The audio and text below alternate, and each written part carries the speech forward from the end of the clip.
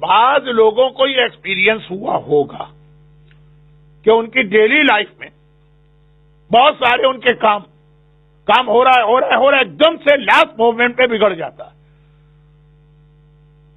بلکہ شروع میں جب وہ اسٹارٹ کرتے ہیں تو ان کو ایسا لگتا ہے کہ اس کا ریزلٹ تو بہت اچھا نکلے گا, لیکن آخر میں ہے. بہرحال اب میں انگلش کے چکر میں نہیں پڑھتا ہوں, کیونکہ آج تو سارا مجمع ان بزرگوں کا جو اردو بھی جانتے ہیں, گجراتی بھی جانتے ہیں, اور میری مجلس بھی بہت ہی سمپل ہوتی ہے, وہ سمجھ لیتے ہوں گے, تو میں زیادہ ٹائم نہیں لگاتا ہوں.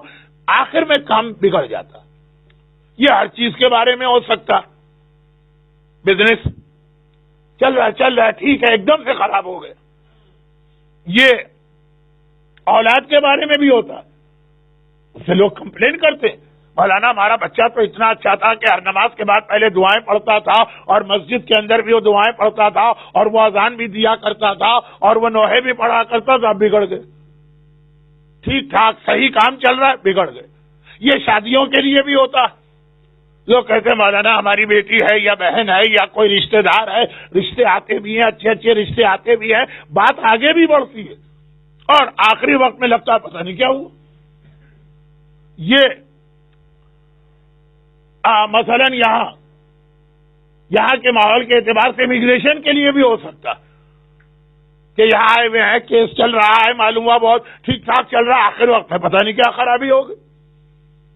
تو اب یہ جو ایک جملہ میں نے کہا کہ زندگی کے جو آپ کے عام کام ہیں, جس میں صحت بھی ہے, جس میں اولاد بھی ہے, جس میں شادی بھی ہے, جس میں بزنس بھی ہے, جس میں جاب کے انٹرویو بھی ہیں, جس میں امیگریشن کا اور ویزے کا بھی مسئلہ ہے, جتنے آخر میں جا کے خراب ہو جاتے ہیں. بلکہ امیگریشن کے حوالے سے میں ایک منٹ رکا تھا, کیونکہ مجھے ایک اور ملک کا واقعہ یاد آ گیا, لیکن بہرحال ان صاحب نے بھی کہا تھا کہ مولانا پڑھیے گا نہیں, جہاں کا امیگریشن یو کے امیگریشن سے بھی زیادہ اہم مانا جاتا. ایک دم کیس خراب ہو گیا اور ان کو ریجیکٹ کر دیا, اور ان کو کہیں سے یہ میری مجلس یاد آ گئی تھی, انہوں نے اس مجلس پہ عمل کیا. نیکسٹ ویک امیگریشن آفیسر کا فون آیا کہ وہ غلطی ہو گئی تھی, آپ کی فائل جو ہے نا وہ دوبارہ کھل گئی, آ جائیے, اور ان کو ویزا لگ گیا. واقعہ بہت مختصر کر رہا.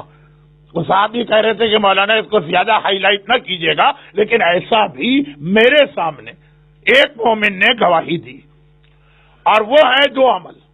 بس یہ بات ختم ہو رہی ہے, اس لیے کہ تقریباً 1/3 سے زیادہ مجلس کا ٹائم گزر چکا. لیکن قرآن کریم میں ایک سورہ ہے علم نشرح, بہت زیادہ یہ اس اعتبار سے اہم سورہ ہے کہ اس کے اپنے میسیجز بھی بہت اہم. وَرَفَعْنَا لَكَ ذِكْرَكَ, خدا کا وعدہ ہے کہ اے رسول ہم نے تمہارا ذکر بلند کیا. دنیا لاکھ پٹاتی رہے, توہین رسول کرتی رہے, پیغمبر کے خلاف جو کچھ بھی کارٹون بنائے جاتے رہے, موویز بنائی جاتی رہے, رفعنا لک ذکرک. اس کی آخری آیت میں مولا کی ولایت اور غدیر قوم کا اعلان.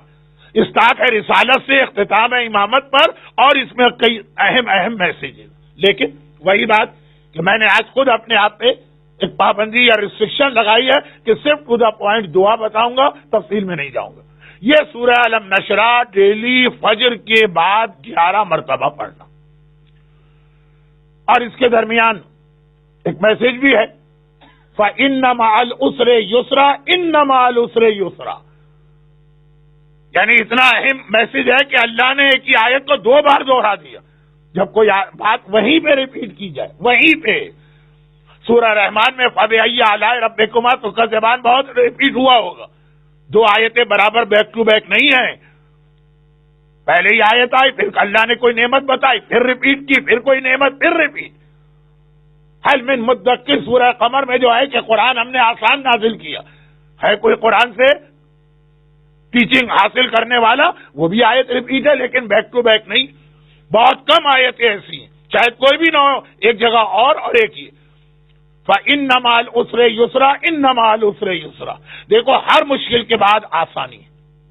اللہ تمہارے لیے شروع میں بہت مشکل لگے گا, آسانی ہوگی. تو اب جو کام خراب ہو گیا, ایک دم سے معلوم آپ پریشان ہو گئے, خدا نے ایک بشارت دی. لیکن یہ تو میں پھر سورہ علم نشرح کی تفسیر میں چلا گیا. بہت ہی مختصر 11 ٹائمز ڈیلی فجر کی نماز کے بعد جب ایسا پرابلم ہو. برحمتك يا ارحم الراحمين وصلى الله على محمد وآله الطاهرين.